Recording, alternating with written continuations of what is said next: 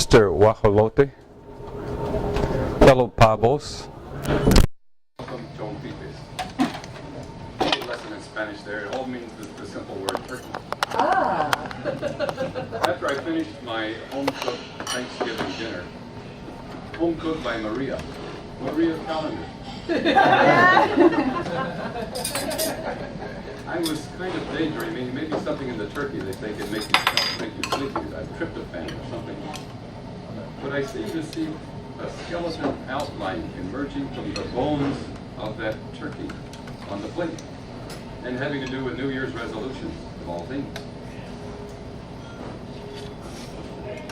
I had just read an article that said that if we plan to keep our New Year's resolutions, it's good to start early, to think about it early.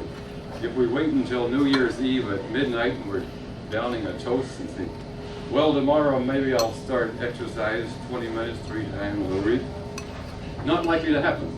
So to plan ahead, they say if you fail to plan, you plan to fail. Interesting. The first bone that appeared in number 3 was the wishbone, which meant to me that to focus on something, to make a wish, or at least to focus to set a plan or a goal on some area specific. Dr. Schuller has said, if you knew you couldn't fail, what might you try? What might you attempt if you knew you couldn't fail? Well, in one sense, you can't fail, because there's no failure, only feedback. Would you be willing to fail 250 times at something or more? Something fairly simple? I venture to say yes. You already have, but you didn't call it failure. You called it learning to walk. It takes about 250 falls before each person learns how to stand up and walk. There is no failure, only feedback. I'm thinking of the district conference where they had the tester and 8 evaluations. These evaluators sliced and diced the speech in many different ways, 8 ways from Sunday, you might say. And what a gift to the tester, especially if it had been taped so they could look at it later, like a coach with a football team. That would be worth paying for. That would be a great service. To have evaluations or feedback. The second bone, that was the wishbone. The second bone is the backbone. Backbone has 2 aspects. The first is commitment, to make a firm commitment to some particular task or goal or plan for the new year. It is said that Julius Caesar's, when they passed over the Rubicon River, that he asked the soldier, he had the soldiers to burn their bridges, or burn their bridges behind them. That way they could only go forward, they couldn't retreat. So to make a firm commitment, that's the backbone, first aspect. The second aspect of the backbone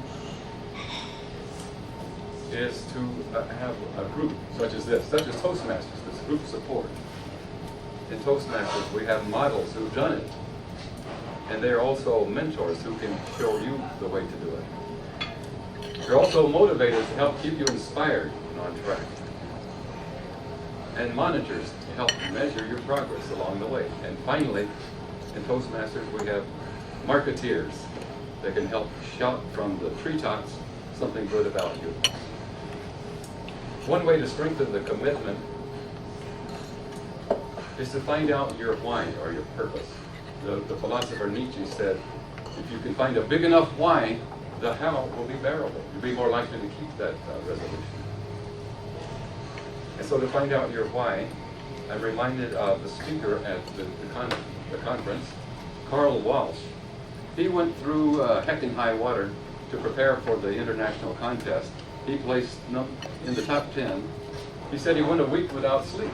The night before the contest, he said around midnight, the adrenaline kicked in, he didn't sleep a wink. Plus he got in trouble with the security for shouting out his speech in the parking structure, could have been disturbing the peace. Then he experienced amnesia for the speech itself. He said the last thing he remembered was stepping on the stage, and he blanked out. He didn't remember, he has no memory of the rest.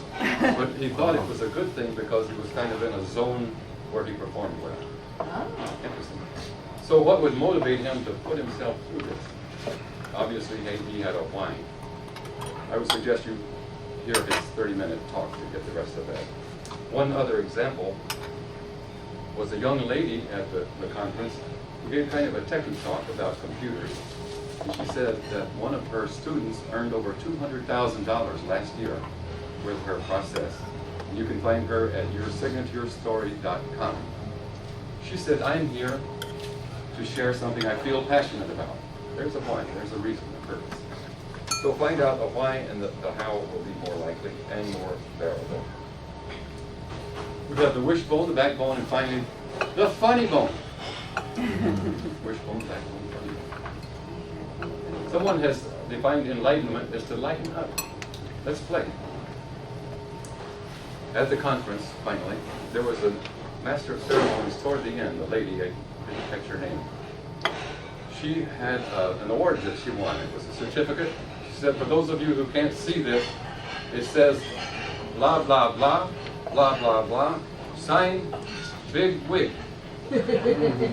Lighten up. Don't take yourself so serious. So we have the backbone, the wishbone, the backbone, and the funny bone.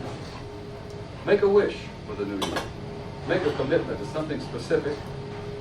Take advantage of the group support of the backbone. Lighten up on yourself. Enjoy the journey. We will give you the treasure map to success.